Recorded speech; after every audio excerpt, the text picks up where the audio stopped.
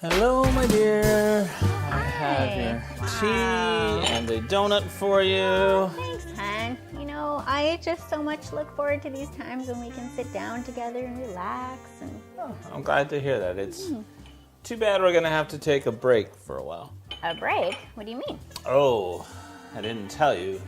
John called this morning, and he's invited me to go with him on a pastoral trip for 2 weeks. We're going to the Middle East to encourage our troops.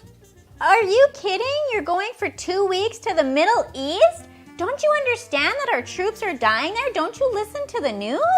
That's exactly why I'm going. No way, Jose. You're going to stay right here beside me. You don't need to talk about this anymore, and you don't even need to think about this anymore. Look, I've already prayed about this trip. Oh, prayed about it since this morning when you first heard about it? That's right. I've prayed about it, and I have peace about it, and I haven't answered John, because if there's one thing I've learned, I said to him, I would love to go, but first I should probably ask Celeste and get her blessing. It's dangerous there, honey. People are being killed there. Aren't you afraid? Well, at first when he asked me, I was a bit afraid. I guess I'm probably still a bit afraid, but I thought, this is what God wants me to do, and I can trust God, so I'm able to go. So you want to go even though you feel afraid? I don't know if that's the most courageous thing I've heard or the dumbest thing. I think I'd go with courage. Yeah. It's because of what I believe about God that gives me the courage to be able to go. But aren't you just being reckless, honey? Being rash? Well, I think courage is the middle line between cowardice, so it'd be here, where that would be just running away from every single thing, or rashness, which is just jumping into things without considering the cost or the danger. I think courage lies somewhere right in the middle of there. It's kind of like when I married you. You think I'm dangerous?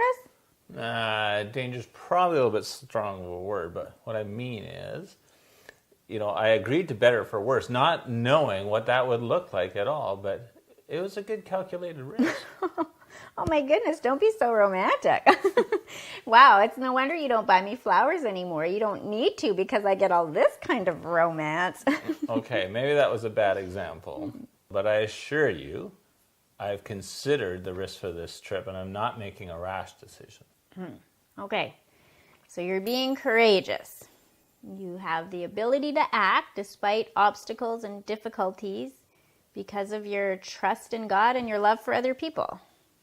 Yeah, so if we truly believe that God is with us and that we're doing His will, then we can be confident that He will get us through anything.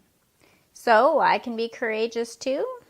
Yeah, it's not just physical bravery, it's feeling empowered to not deny your faith, saying if you're being tortured by an anti-Christian persecutor. Oh my goodness, is that what's going to happen to you? Oh, no, that's another bad example. Oh, Let me think. my goodness, dear. Okay, this is going to be a better example. How about telling the truth when there's consequences to that? We've made a bad decision and we have to own up to our decision. That also takes courage.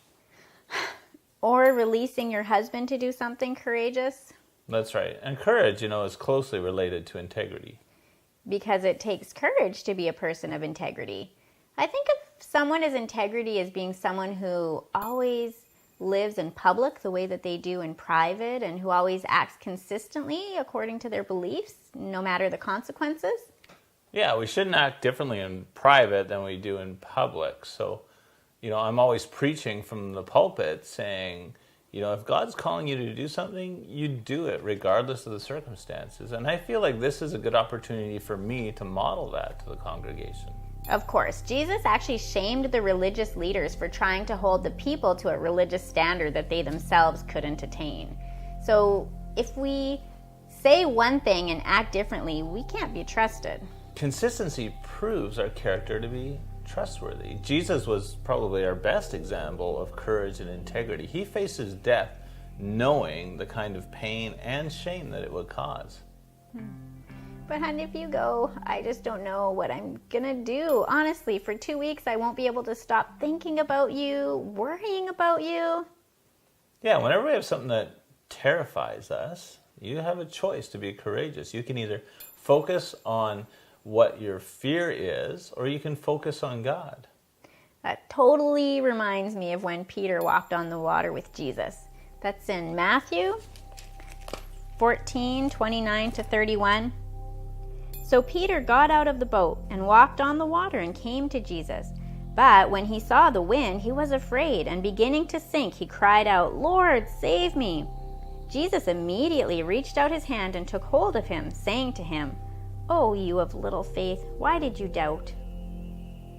As long as Peter was looking at Jesus, he was courageous. It's when he looked away that he became afraid and started to sink.